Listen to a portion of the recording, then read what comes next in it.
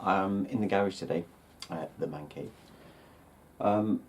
Thought I'd give you guys a quick update to what I've been doing with the 6.5 by 47, and I'm going to show you some of the groups that I've been loading and trying to develop and everything else with different powder charges. I have a set of groups that I'm happy with, and I'm probably going to go with the powder weight that I've kind of chosen, and which I'll want to show you along the video. So let me quickly go through some of the load development I've been doing. I've got them up here, and I've also got a picture on my iPad here that I'll load up and show you kind of the final groups that I've decided to go on. So let me just get the camera set up. Here on the bench I've got the groups up behind me here, so hopefully we'll be able to kind of see and know what I'm talking about. Okay, so just bear with me. Okay, so here we've got just a series of groups. I know these don't look anything to you right now, but here I was just doing some sighting in and some grouping and what have you. This, bear in mind, I have had no experience with a 6.5 caliber or a 26 caliber, whatever you want to call it. So I was obviously getting like used to the rifle, the recoil, and everything else. But after a series of testing, we'll go to these groups up here. Things started to come together, grouping much more closer together. Some different sort of speeds there. Now this was using the old scale that, well, it's not an old scale, but I was using the Lyman, and but more up to date. I have an updated scale, laboratory type scale. So I mean, these are groups. There's nothing for you to kind of read off of these yet, because these were just early testing, and again using a scale that wasn't really as accurate as I thought it was. So anyway, so there's just early groups. Up here things started to come together a bit more. What we've got here, we've got like a 37.5, there's a 10-shot group. I mean, they've all started to kind of, you know, come together, and let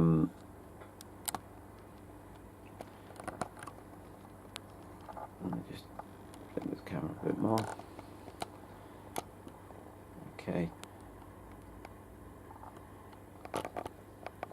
so nothing like too fantastic there, but like I said, I mean, here we've got like 38.3. There seems to be a scatter group, and then 38.5. They've come together again. Okay, so that's just some early testing, developing and all sorts of stuff. And so here I did a little bit more testing, just seeing where I was with the different powder charges, and again changed loading with the scale. So let me just turn the camera around a second. Okay, so after doing a few weeks of testing, some of those early groups you saw there was with brand new brass. So I waited till it was at least sort of second time fired, and the group or the powder charges that I've settled with now, now that I've had a bit more experience of practice using the rifle and everything else, making sure I wasn't making any sort of shooter errors. So these are the groups that I've got to the point where I'm sort of happy with. So here we've got a 38 grain seated at 2.115. It's a 5-shot group, another 5-shot group at 38.5, seated 5 thou shorter, and a 38.5 seated 5 thou longer. Now I've got speeds for these particular two here. This one I've done yesterday actually, tested it over the chronograph using the magneto speed. This was just shot without the magneto speed.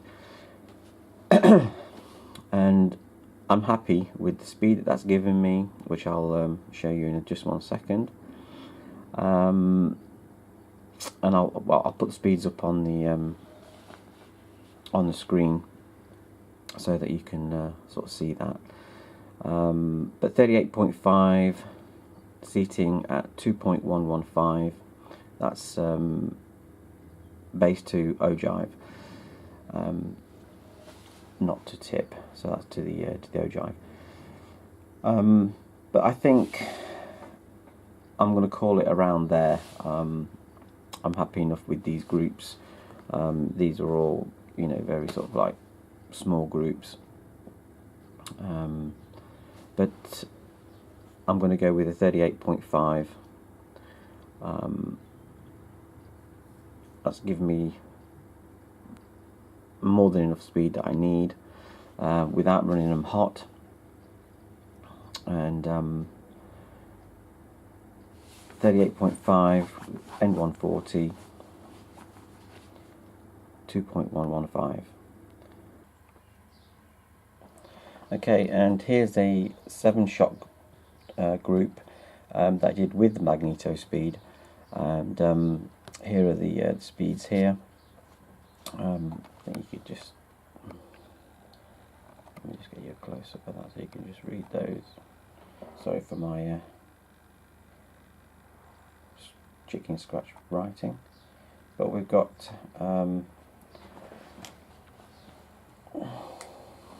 you can just sort of see that. Okay, so 29.26, 29.21, 29.33, 29.24, 29.21, 29.37, and 29.30. And that gave us a unfortunately there was an SD there of 16, which I was hoping it was going to be a little bit tighter than that, with an SD of 6.6. But more than happy with that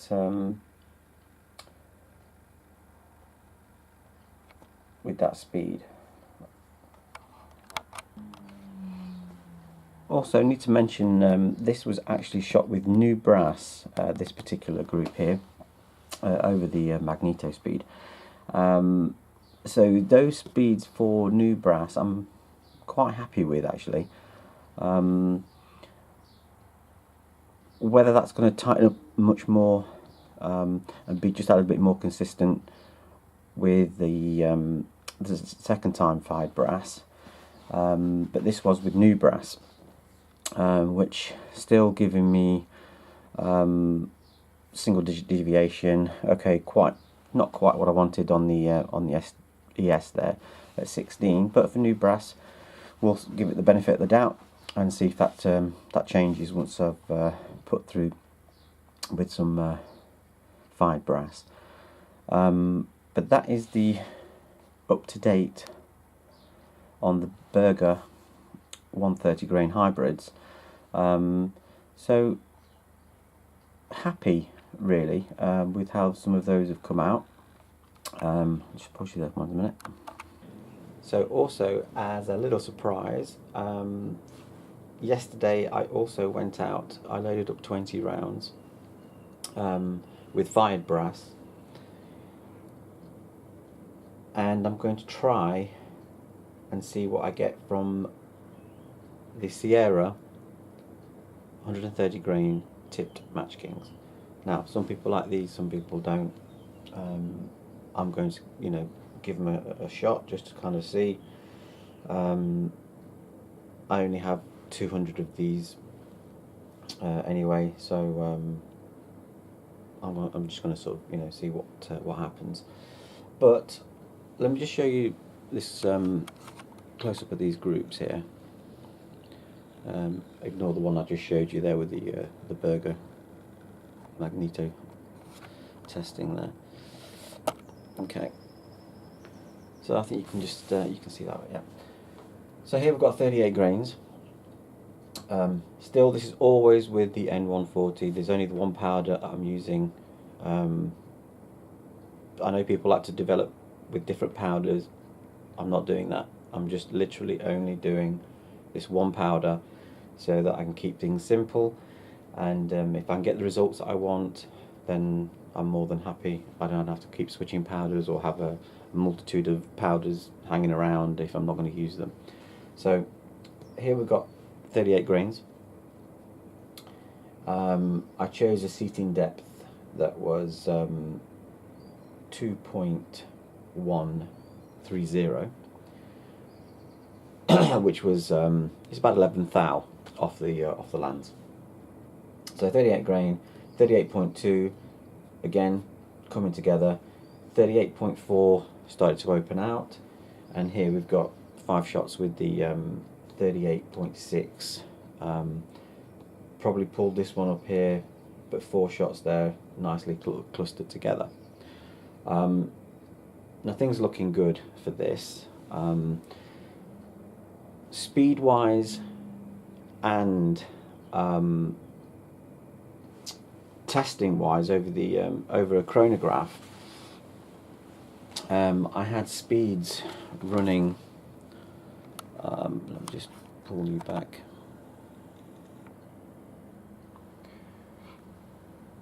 Okay, so here I took a little photo of the speeds that I'd written down a little in my book, logbook. So you got 38 grains there with 2913, 2911, 2914, 2914, 2924.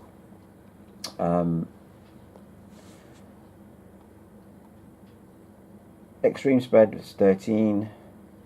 SD on those were 5. Again, this is a bit of a standout one with the 38.2. We've got 2928, 2935, 2928, 2937, 2936. Got an ES on that of 8.52 and a standard deviation of 3.5. Sorry, 4.35. That's I'm happy with that. I just need to maybe tweak the seating depth on that. But if I can get those ESs and SDs out of that at the 2933 speed, I mean that'd be awesome.